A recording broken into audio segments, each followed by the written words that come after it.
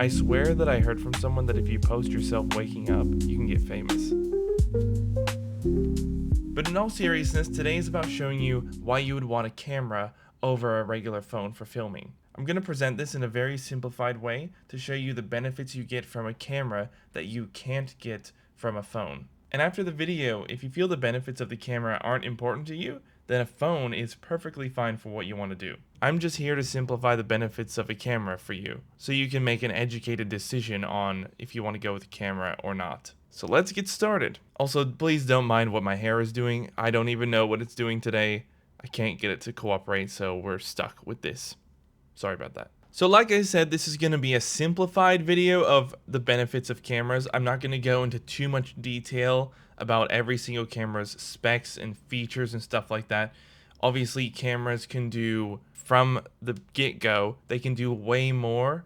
Generally, they can do way more, and they have way more features than an iPhone or an Android phone, and there's so much more capability there. It's just, there's just way too much to cover. And that could potentially be the first point, is that cameras have a much higher capability to take videos and photos than a phone. That's just a fact. There's just so many more features built in because they are designed for photography and videography. It obviously depends on what price range you go for the camera. That will depend on how many features you get out of the camera. But generally speaking, they will all have way more features than a phone. So that is the first point for you. That is the first simplified point, the features. There is way more features. There are way more features in a camera in general than a phone. So basically the first thing you have to ask yourself when you're considering this point is, do I need options? Do I need flexibility? Is that what I'm looking for in a camera? Or do I just want to point and shoot? Also, let me just side note that point and shoot part for a second. I'll just make sure I clarify that literally any camera in existence, phones and specific built ones, can do a point and shoot. They have that ability. All of them have auto options or automatic. So cameras still will be able to automatically detect everything and give you the best image it thinks it's gonna give you with its all automatic features. Cameras do that. Phones do that. They all do it. The thing here that I want to make the differentiation with is that cameras have the ability to be set up, so you can perfect your settings, and once you've perfected the settings to make it look exactly the way you want, then you can basically point and shoot with the settings set up, so it's going to look even better than a typical automatic point and shoot, like immediately, like straight out of the box, if you know what I mean. So you can't really do that with a phone, but a camera has the option to set up things, and then you can point and shoot after you've done the setup.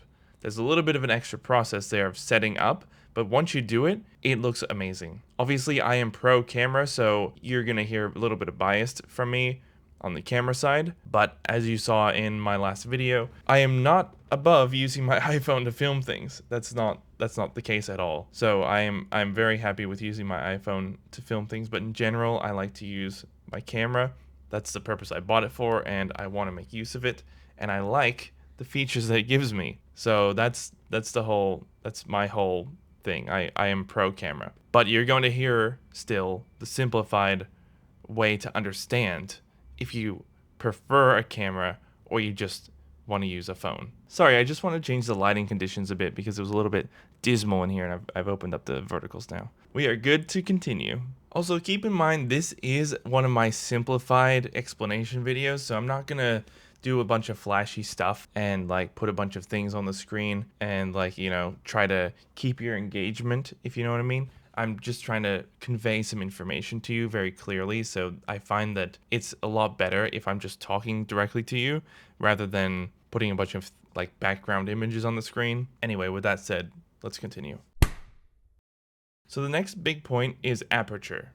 That's one of the biggest points for me. Now I'm gonna try and simplify this way down, and this may not be exactly accurate. I'm not going to use any definitions, but here it is, simply that all cameras, phones, and specific built cameras have something called an aperture. Every company that sells a camera displays the aperture number when you're buying the camera, so you know what the aperture is. It's one of the main features of a lens. iPhones contain lenses, cameras contain lenses. Now here's the thing about the aperture number. The lower the number, the more light it can bring in, or it will bring in.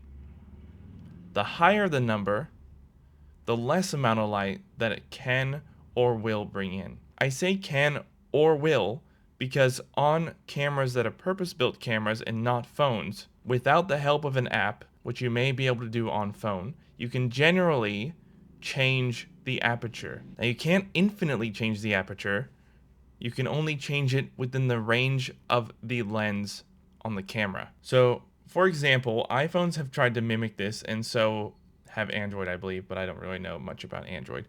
So iPhones have tried to mimic this. You may have used portrait mode before, and you can actually change the little curve, like cursive F number. That means the aperture. So you can digitally alter that when you take a portrait photo. And the iPhone uses an algorithm to estimate what that aperture would look like depending on whatever aperture you choose. But in purpose-built cameras, the lenses that are on the cameras can have a manually changed aperture, as in the amount of light that you can bring into the camera can be fully manually controlled. Let's take my lens on my camera, for example. It is a f2.8, which means an aperture 2.8. 2.8 is the lowest the aperture can go. There's a certain amount of light that can be brought in at f2.8. Basically, it means how much the camera lens can open up. Lenses basically show you the lowest aperture possible when you're buying it. People are really interested in how much light can I bring in, not how much light can I restrict from coming in. Because you can go from f2.8, which is aperture 2.8, all the way up to f22. So if I went from 2.8 to 22, that would physically slowly start to close the aperture on the glass of the lens until only a little bit of light was coming through, like this. But if I open it back up to 2.8, the lens opens up and brings in more light. So you can physically restrict how much light comes in, or you can physically allow more light to come in. But it is not infinite because the lenses have a set low f-stop or aperture. So mine can only go to 2.8. I cannot go to 1.8, for example.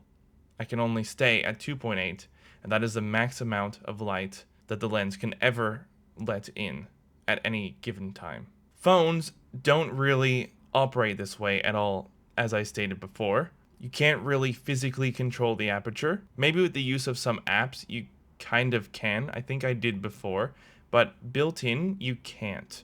It is generally all automatic, but the phone will try and do its best to make sure it brings in the most light as possible. So what I would assume is happening if you picked up your iPhone, for example, and started filming, and it was a really dark room, I think what would happen is first the aperture would go to the lowest point it could, and once it got to the lowest point, it would start compensating with another setting to try and make it brighter.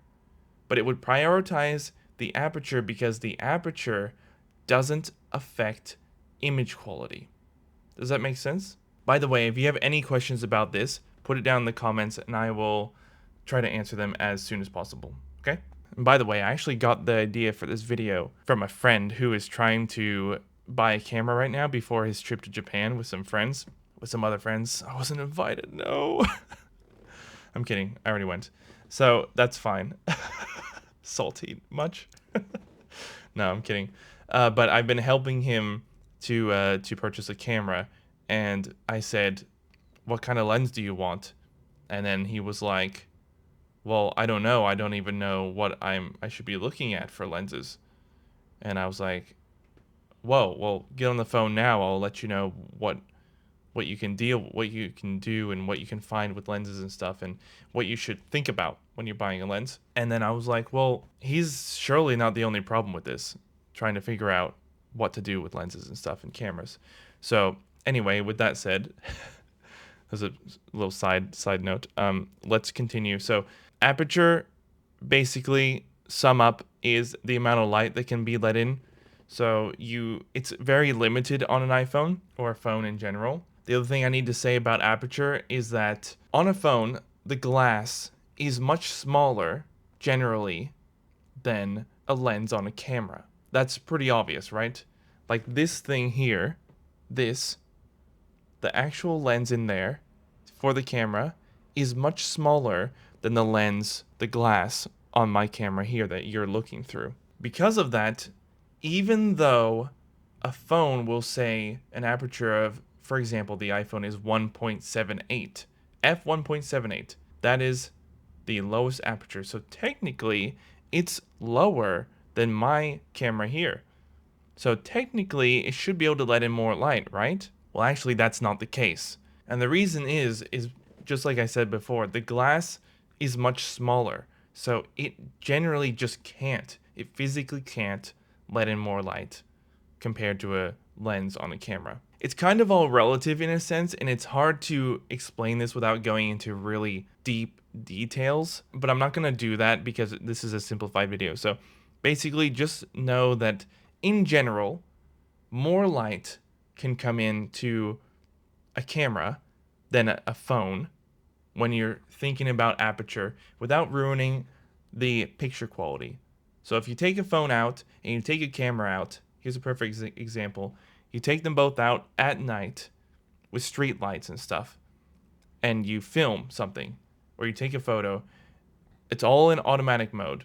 And you look at the photos or the videos side by side, you're going to notice that in the iPhone, you're going to see a lot of noise and pixelation that it's going to look like.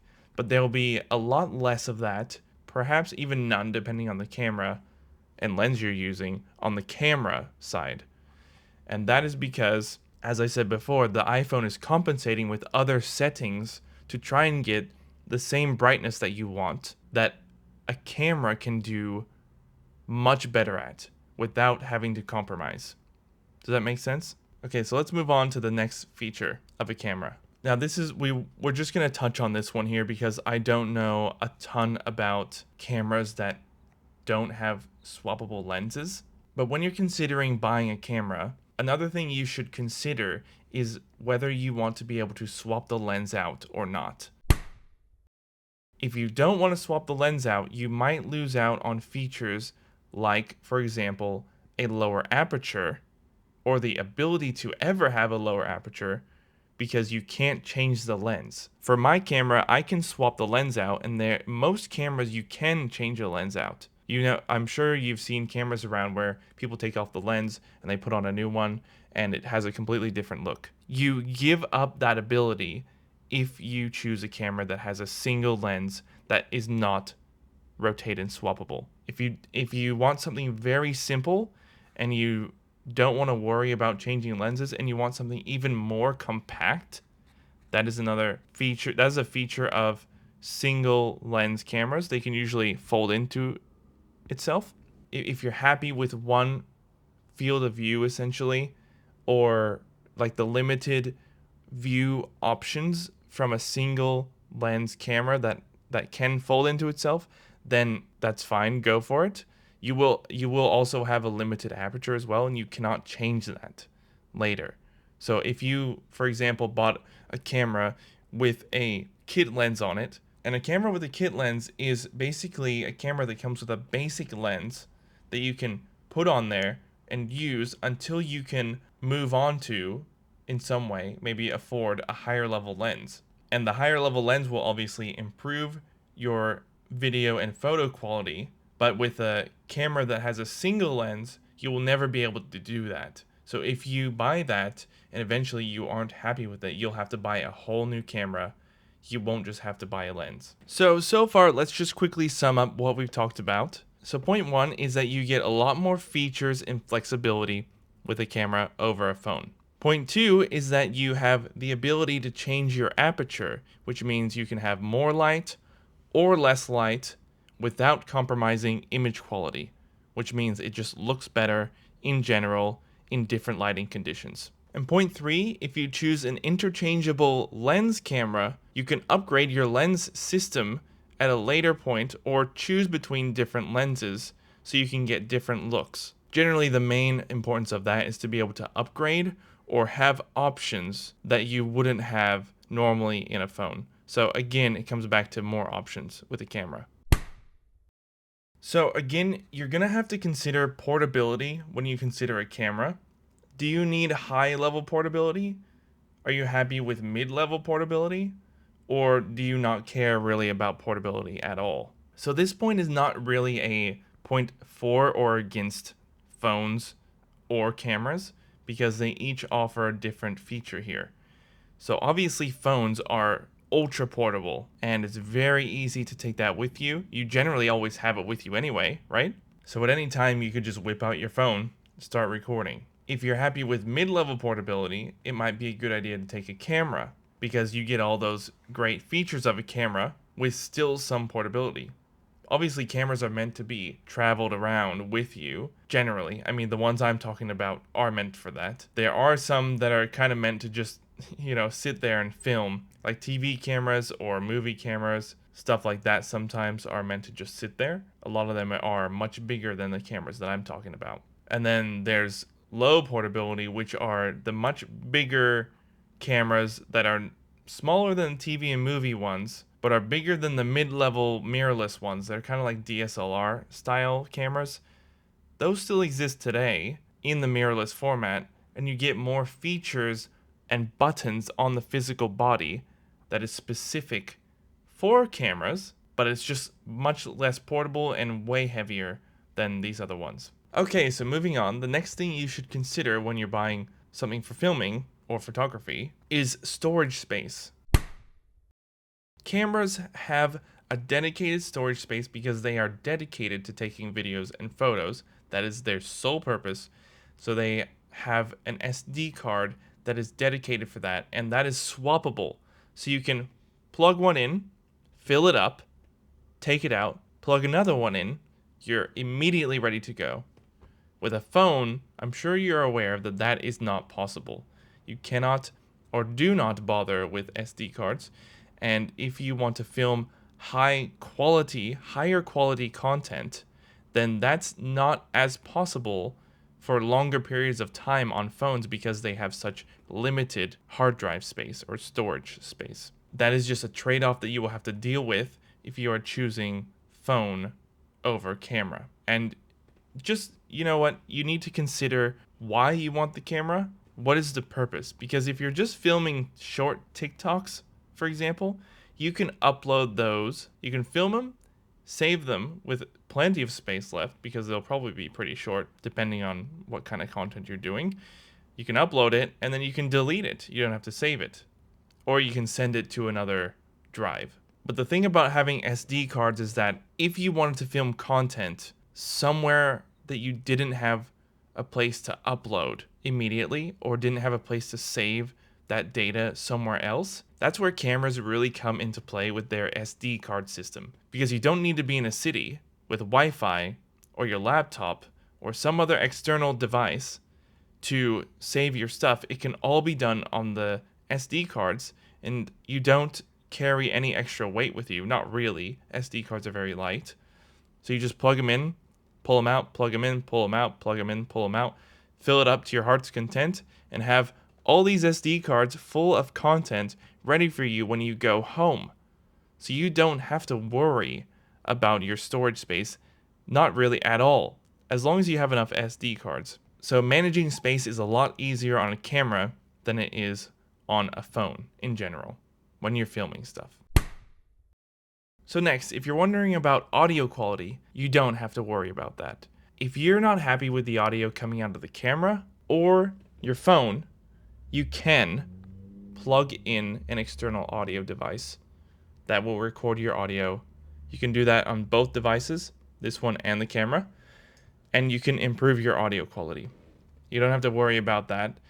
However, I will say that generally, cameras do not produce as good audio as phones out of the box. I've actually found that the iPhone has pretty good audio recording capabilities. So the audio in the phone, I would say, is much better than a camera, just out of the box. Again, it depends on what you want to do. If you're filming something and you want to get like audio far away from you, something like this is actually better. And this would work with the iPhone or the camera. You would end up buying an external audio device anyway. Out of the box, neither of them are that great for a lot of different scenarios. But if you're just vlogging, I would say both are pretty good, but the iPhone or the phone, I don't know about Android, but the iPhone is probably better in terms of just audio out of the box. So that is a con for cameras, definitely. However, I will state one other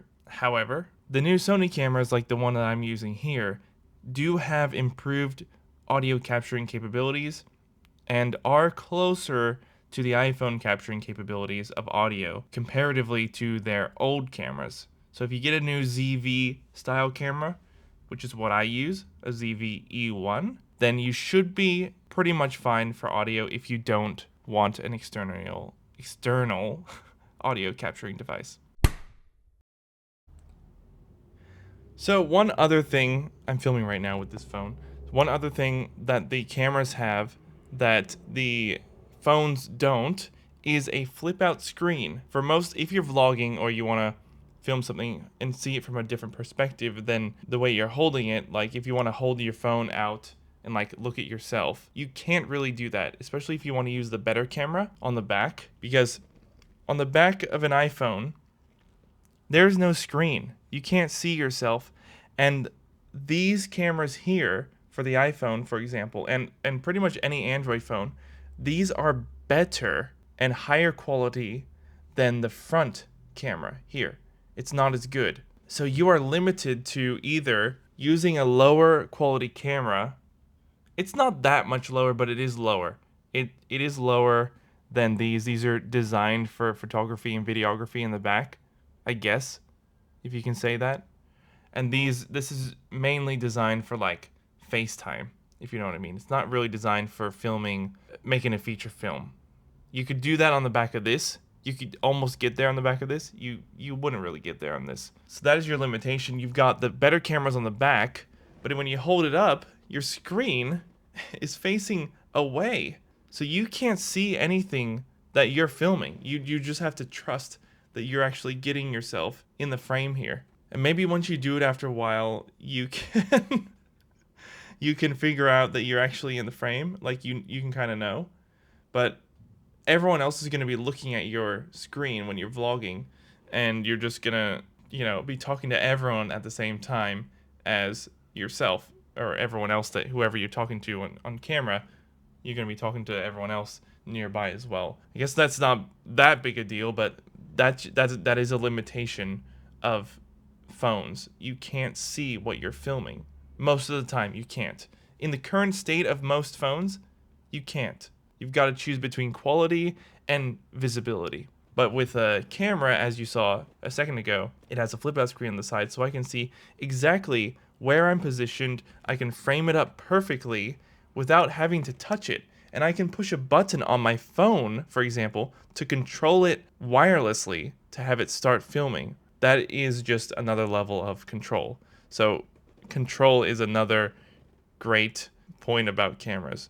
And we kind of touched on that a little bit in the first point, which is features and flexibility. It's kind of the same as, I guess, control, but you just have so much more control over a camera, which in so many ways, than a phone.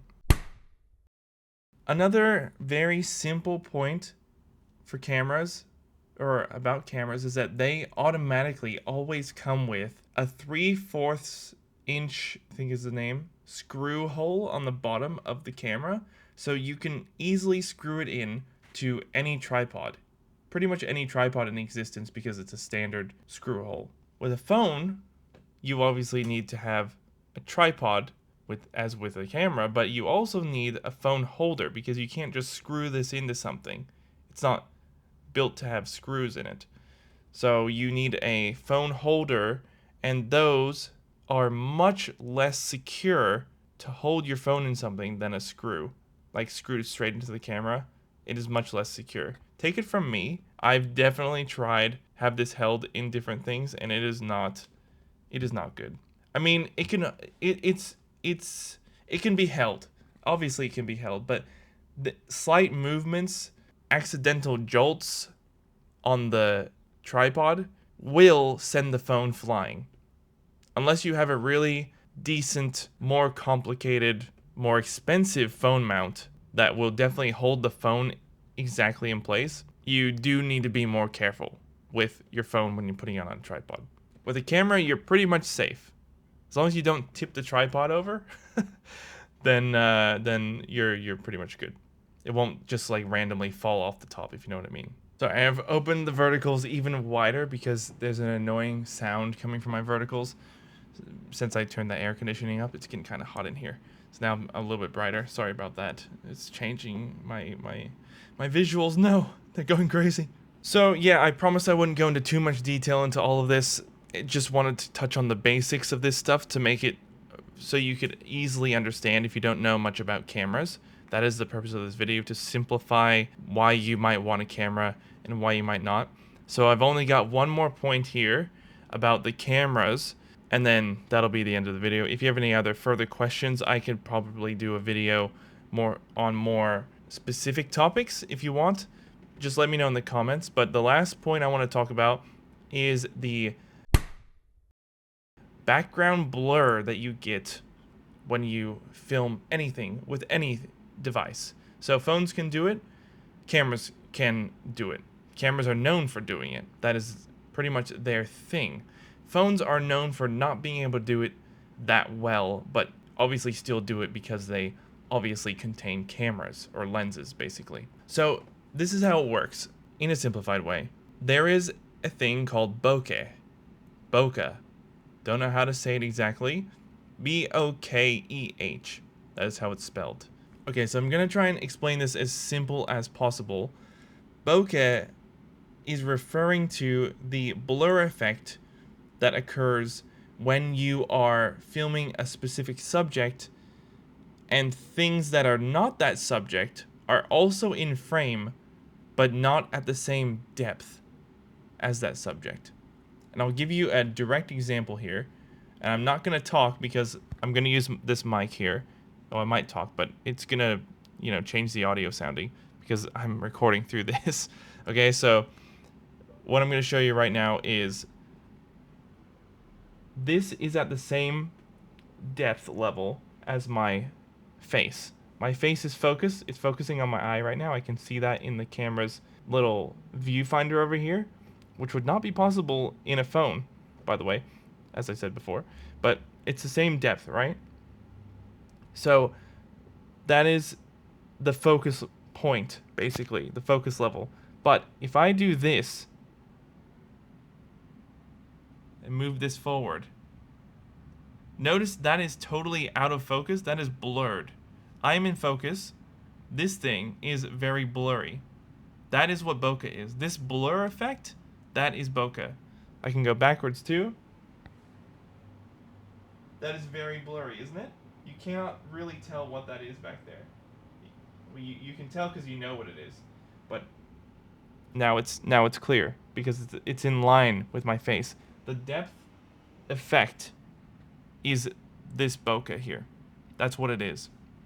So anyway, the point I'm trying to make about bokeh is that phones don't do it very well because the glass is much smaller.